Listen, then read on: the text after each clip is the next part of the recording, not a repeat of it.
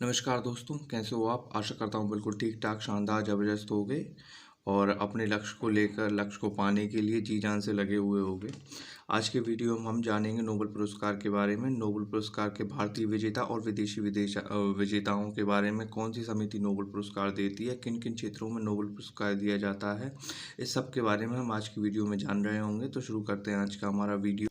Nobel पुरस्कार विश्व का सबसे बड़ा पुरस्कार माना जाता है। अगर आपसे कोई पूछता है कि विश्व का सबसे बड़ा पुरस्कार क्या है, तो आप बता रहे होंगे कि नोबेल पुरस्कार विश्व का सबसे बड़ा पुरस्कार है। इसको देने की शुरुआत की गई थी सन 1901 में और नोबेल पुरस्कार दिए जाएंगे इसके लिए घोषणा सन 1900 में की गई थी। कौन देता है? तो नोबेल फाउंडेशन नोबेल पुरस्कार देता है, जिसकी स्थापना डेट आप देख रहे होंगे 29 जून सन 1900 में नोबेल फाउंडेशन की स्थापना हुई। नोबेल फाउंडेशन किस लिए नोबेल पुरस्कार देता है या किस व्यक्ति के कारण नोबेल पुरस्कार देना या किसकी याद में देता है, तो इसके बारे में जानते हैं कि स्वीडन के एक महान वैज्ञानिक हुए जिनका नाम था अल्फ्रेड बर्नार्ड नोबेल। इन्हीं की याद में सन 1901 से नोबेल पुरस्कार देना स्टार्ट किया गया। अल्फ्रेड बर्नार्ड नोबेल जो थे वो क्यों महान वैज्ञानिक माने जाते हैं? क्योंकि 1867 में इन्होंने डायनामाइट की खोज की थी। ये एक वैज्ञानिक होने के साथ साथ एक बहुत बड़े व्यापारी थे, बिजनेसमैन थे। चूँकि बिजनेसमैन होने के कारण इनके पास बहुत सारा पैसा था। ये अपने पैसा जो था इनके पास पूरी पूंजी, उस पे आने वाले सालाना ब्याज को इन्होंने अपनी वसीयत में लिखा कि इनकी जो पूंजी है उस पे आने वाले वर्ष का जो ब्याज है वो महान क्षेत्रों में 5 महान क्षेत्र बताए, इनमें काम कर रहे लोगों को बराबर बांट दिया जाएगा सालाना। जो 5 क्षेत्र उन्होंने बताए वो थे भौतिक विज्ञान, रसायन विज्ञान, चिकित्सा के क्षेत्र में, साहित्य के क्षेत्र में और शांति के क्षेत्र में। शुरुआत में ये 5 क्षेत्र थे, फिर बढ़ाकर एक और क्षेत्र कर दिया गया शांति के क्षेत्र में, जिसके बारे में अपन आगे बात कर रहे होंगे। इनके बारे में जान लेते हैं। इनकी जन्म कब हुआ अल्फ्रेड बर्नार्ड नोबेल का? तो ये 1833 में इनका जन्म हुआ। अल्फ्रेड बर्नार्ड नोबेल की मृत्यु सन 1896 में हुई और इनकी जो वसीयत पड़ी गई इनकी मृत्यु के 4 वर्ष बाद पड़ी गई, जिसमें वर्णन था कि इनकी कुल पूंजी पे जो ब्याज मिलता है उसका सालाना ब्याज 5 क्षेत्रों में काम कर रहे महान लोगों को दिया जाएगा। तो जिसके कारण नोबेल पुरस्कार में जो प्राइज मिलता है वो इनकी कुल पूंजी का ब्याज। स्वीडन के लोगों को इसके बारे में कब पता चला? तो स्वीडन के लोगों को इसके बारे में 1896 में उनकी मृत्यु के बाद ही पुरस्कारों के बारे में पता चला।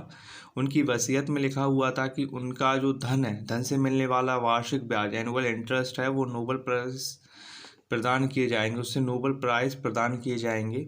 और ये शुरुआत में 5 क्षेत्रों में दिया जाता था, साहित्य, शांति, चिकित्सा, भौतिकी और रसायन के क्षेत्र में। ये शुरुआत में 5 क्षेत्रों में दिया जाता था, जो 5 क्षेत्र वर्णित हैं, साहित्य, शांति, भौतिकी, चिकित्सा और रसायन के क्षेत्र में। फिर बाद में एक और नया क्षेत्र ऐड कर दिया गया। ये कब ऐड किया गया? तो ये सन 1968 में ऐड किया गया, जो था आपका अर्थशास्त्र। अर्थशास्त्र के लिए सन 1967 में घोषणा हुई कि नोबेल पुरस्कार अब अर्थशास्त्र के लिए भी प्रदान किए जाएंगे। 1968 में इसे स्थापित किया गया और जो सबसे पहले अर्थशास्त्र के क्षेत्र में नोबेल पुरस्कार दिया गया वो सन 1969 में दिया गया। नोबेल पुरस्कार की राशि प्रत्येक वर्ष बदलती रहती है। ये एक वर्ष में केवल 3 लोगों को दिया जा सकता है नोबेल पुरस्कार, अलग अलग क्षेत्रों में। अगर कोई व्यक्ति एक ही क्षेत्र से 2 व्यक्ति निकलते हैं तो उनकी पूंजी आधी आधी कर दी जाती है। ये अगर 3 लोगों को दिया गया है तो 1/3, 1/3, 1/3 के हिसाब से, अगर साल में 2 लोगों को मिल रहा है तो पूंजी 2 लोगों में बराबर बांट दी जाती है। इस तरीके का इसका पैटर्न चलता है नोबेल पुरस्कार का प्राइज देने का। फिर उसके बाद पहले ये 5 क्षेत्रों की राशि नोबेल पुरस्कार के रूप में प्रदान की जाती थी। अर्थशास्त्र के क्षेत्र में जो राशि दी जाती है वो नोबेल जो थे उनकी वसीयत में कहीं वर्णन नहीं मिलता है कि छठे क्षेत्र में भी दी जाएगी, तो केवल 5 क्षेत्रों में उनकी जमा पूंजी के ब्याज से मिलती है। और जो छठा क्षेत्र अर्थशास्त्र है उसके लिए स्वरेज रिस्क बैंक प्रदान करता है। छठे क्षेत्र के लिए जो पैसा है वो स्वरेज रिस्क बैंक प्रदान करता है अर्थशास्त्र के लिए पैसा। प्रत्येक वर्ष अक्टूबर में ये घोषणा कर दी जाती है कि नोबेल पुरस्कार दिए जाएंगे। अक्टूबर में ये घोषणा कर देते हैं। कहाँ पर घोषणा करते हैं ये? तो ये ओस्लो में घोषणा कर देते हैं कि नोबेल पुरस्कार दिए जाएंगे। ये पुरस्कार प्रत्येक वर्ष 10 दिसंबर को दिए जाते हैं। नोट कर लेंगे ये डेट, 10 दिसंबर को नोबेल पुरस्कार दिए जाते हैं। जो स्टॉकहोम है स्वीडन का, वहाँ पर ये पुरस्कार दिए जाते हैं। शांति का जो नोबेल पुरस्कार है वो बिना घोषणा के दिया जाता है, क्योंकि ये काफ़ी विवादित पुरस्कार है। शांति के लिए नोबेल पुरस्कार कई बार ऐसे व्यक्तियों को दे दिया जाता है जो विवादित हैं, जिन्होंने अशांति फैलाई हुई कई लोग मानते हैं, तो इसके लिए घोषणा नहीं की जाती है शांति के नोबेल पुरस्कार के लिए। शांति का जो नोबेल पुरस्कार है वो नॉर्वे की राजधानी ओस्लो में दिया जाता है। इसे नॉर्वेजियन नोबेल समिति देती है। नॉर्वे की जो संसद है स्टोर्टिंग है, जो संसद है वहाँ की, उसका नाम स्टोर्टिंग है। जैसे अफगानिस्तान की संसद का नाम शोरा है, जो अपनी नेपाल है उसकी संसद का नाम राष्ट्रीय पंचायत है, तो इसी तरीके से नॉर्वे की जो संसद है उसका नाम है स्टोर्टिंग। तो ये नॉर्वे की जो संसद है ये शांति का नोबेल पुरस्कार देने की घोषणा करती है और यही शांति का नोबेल पुरस्कार देती भी है। बाकी सभी अन्य जो पुरस्कार हैं वो स्वीडन की राजधानी स्टॉकहोम में दिए जाते हैं। एक क्षेत्र में अधिकतम 3 लोगों को ही नोबेल पुरस्कार दिया जाता है। सन 1974 में एक नियम आया कि मरणोपरांत, मरने के बाद नोबेल पुरस्कार नहीं दिया जाएगा। अब तक केवल 2 व्यक्ति ऐसे हुए जिनकी मृत्यु के बाद उनको नोबेल पुरस्कार दिया गया, जिनमें से पहला नाम आपको देखने को मिलता है एरी एक्सेल, और जिनको 1931 में दिया गया था। दूसरा नाम है डैग हैमरशोल्ड 1961 में। अगर आप थोड़ा रिकॉल कर पा रहे होंगे तो आपको ये नाम मिलता हुआ मिलेगा। डैग हैमरशोल्ड ये यूएनओ के महासचिव रहे हैं, जो कि हवाई दुर्घटना में इनकी मृत्यु हो गई थी, और सन 1961 में इनको नोबेल पुरस्कार दिया गया इनकी मृत्यु के बाद। केवल 2 व्यक्ति ऐसे हुए जिनको मृत्यु के बाद नोबेल पुरस्कार दिया गया, क्योंकि 1974 में ये नियम आ गया कि अब मृत्यु के बाद किसी भी व्यक्ति को नोबेल पुरस्कार नहीं दिया जाएगा। ठीक है, केवल 2 लोगों को दिया गया। आप दोनों नाम इंपॉर्टेंट नोट कर रहे होंगे, एरी एक्सेल और डैग हैमरशोल्ड, जिनको मृत्यु के बाद नोबेल पुरस्कार मिला है। जानेंगे सबसे अधिक बार नोबेल पुरस्कार पाने वाले संस्थान के बारे में। रेड क्रॉस की स्थापना 1863 में हुई थी, 8 मई 1863। आप याद कर रहे होंगे कि 8 मई को रेड क्रॉस डे भी मनाया जाता है। तो रेड क्रॉस को नोबेल पुरस्कार क्यों मिला था?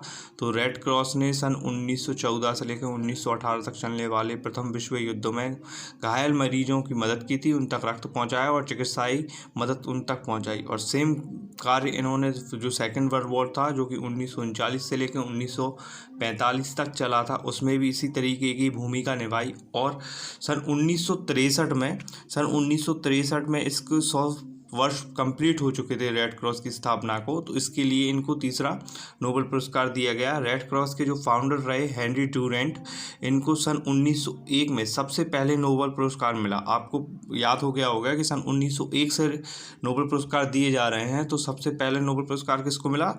सबसे पहले नोबेल पुरस्कार मिला हेनरी डूरेंट को, और इन्हीं के साथ फ्रेडरिक पेसी को भी। फ्रेंच पीस सोसाइटी के संस्थापक कौन रहे? फ्रेडरिक पेसी, जिनको हेनरी डूरेंट के साथ में नोबेल पुरस्कार मिला। अब इसके बाद देखते हैं कि सबसे कम उम्र में नोबेल पुरस्कार पाने वाले पुरुष कौन रहे। तो सबसे कम उम्र में नोबेल पुरस्कार पाने वाले पुरुष रहे लॉरेंस ब्रैग, जिन्होंने 25 वर्ष की उम्र में नोबेल पुरस्कार पाया। जानेंगे सबसे कम उम्र में नोबेल पुरस्कार पाने वाली महिला के बारे में, मलाला यूसुफजई। इनकी उम्र 17 साल थी और 2014 में इनको नोबेल पुरस्कार मिला। इन्हीं के साथ 2014 में कैलाश सत्यार्थी को भी मिला।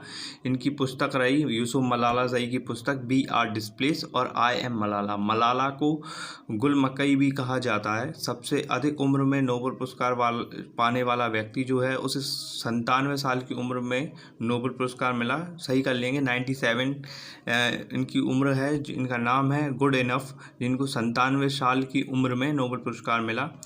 और जो लोग हैं जिनको 2 बार नोबेल पुरस्कार मिला है, उनके बारे में जानेंगे। ऐसे केवल 4 लोग हुए जिनको 2 बार नोबेल पुरस्कार मिला है।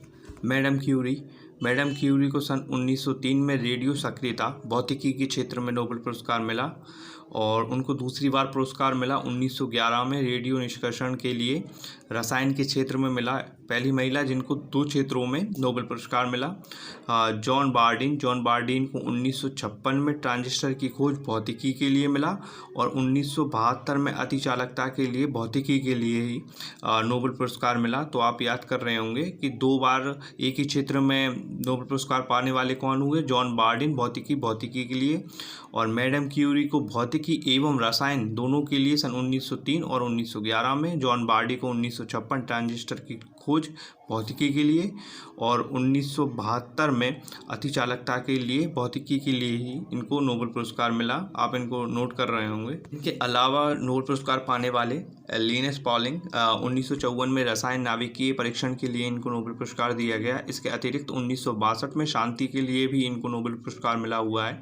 उसके बाद चौथे नंबर के हमारे हो जाएंगे जिनको 2 बार पुरस्कार मिला है, फ्रेडरिक सैगर 1958 में और 1980 में, दोनों बार रसायन क्षेत्र में इनको नोबेल पुरस्कार मिला। इन्होंने क्या किया, तो इनको इंसुलिन के लिए नोबेल पुरस्कार दिया गया। जानते हैं अर्थशास्त्र के क्षेत्र में सबसे पहले जो नोबेल पुरस्कार मिला वो कौन है, तो अर्थशास्त्र के क्षेत्र में सन 1968 में 2 व्यक्तियों को नोबेल पुरस्कार मिला। पहला नाम रहा आपका रैगनर एंटोन जो कि नॉर्वे के निवासी हैं, और जॉन टिन जो कि नीदरलैंड के निवासी हैं। तो अर्थशास्त्र के क्षेत्र में पहले व्यक्ति कौन हुए, रैगनर जो कि नॉर्वे के निवासी हैं। तो इनको सबसे पहले अर्थशास्त्र के क्षेत्र में मिला सन 1969 में। तो आप ये नोट कर रहे होंगे, IMP है ये।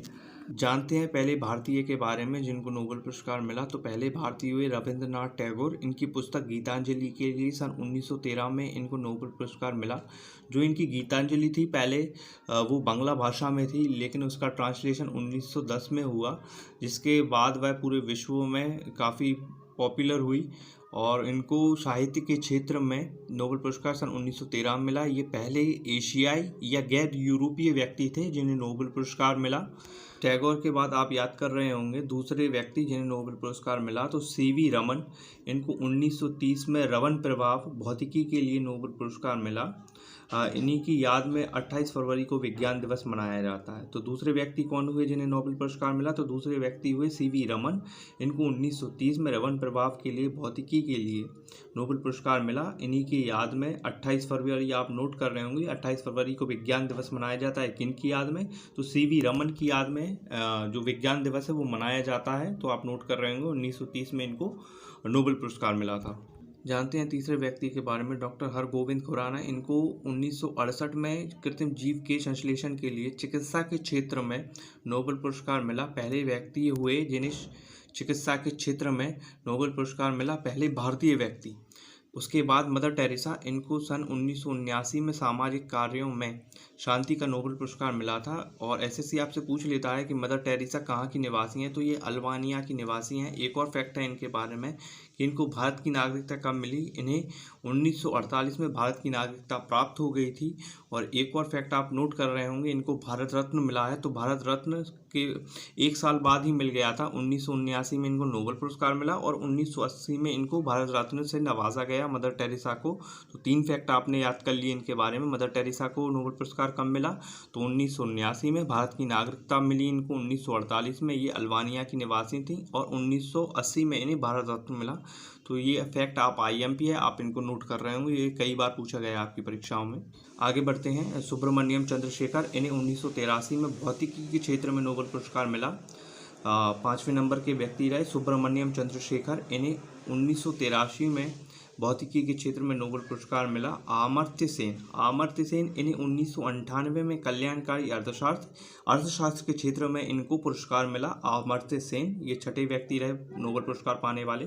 उसके बाद जो 7वें व्यक्ति रहे BS नायपाल, इन्हें 2001 में साहित्य का नोबेल पुरस्कार मिला। BS नायपाल को क्या मिला, साहित्य के क्षेत्र में नोबेल पुरस्कार मिला 2001 में। आगे बढ़ते हैं, हम इसी क्रम में आगे बढ़ते हैं वेंकट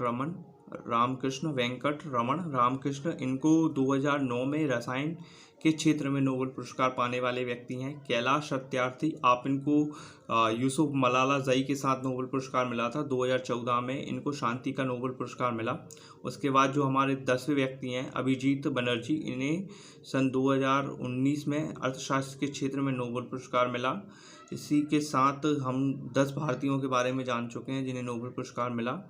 उम्मीद करता हूँ नोबेल पुरस्कार में अब आपका कोई भी प्रश्न शेष नहीं बचा होगा जो आपके मन में हो। अगर आपके प्रश्न कोई शेष बचा है तो आप हमें कमेंट करके ही पूछ सकते हैं। अगर आपको यूज़फुल क्लास लगी हो हमारी तो प्लीज़ आप हमारे चैनल को सब्सक्राइब कीजिएगा, लाइक कीजिएगा और अपने दोस्तों के साथ शेयर भी कीजिएगा जो भी किसी भी परीक्षा की तैयारी कर रहे हैं।